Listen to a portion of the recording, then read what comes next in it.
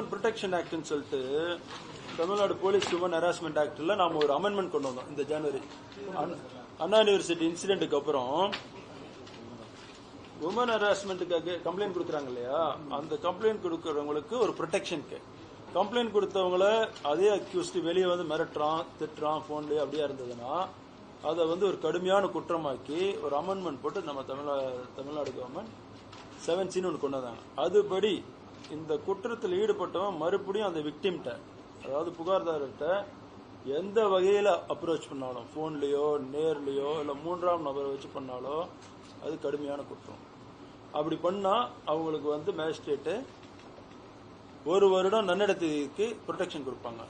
அதை மீறினானா அவனுக்கு 3 வருடம் சிறை தண்டனை 1 லட்சம்.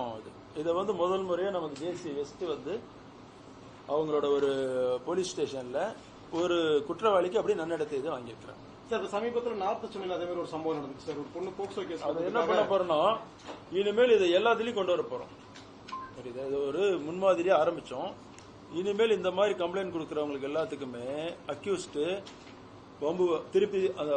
திருப்பி அவங்கள்ட்ட தகராறு பண்ணக்கூடிய வாய்ப்பு இருந்ததுன்னா எல்லாருக்கும் இந்த மாதிரி நன்னடத்தை இது வாங்கிட்டு இந்த 7C உமன் ஹராஸ்மெண்ட் ஆக்ட் கொண்டு வரோம். தவறுதலா பயன்படுத்த வாய்ப்பு இருக்கா சார்? அவங்க சம்பந்தப்பட்டவங்க அவங்க பண்ணாமலே பண்ணாங்க அப்படின்ற மாதிரி அதுக்கு நம்ம விசாரிப்போம்ல.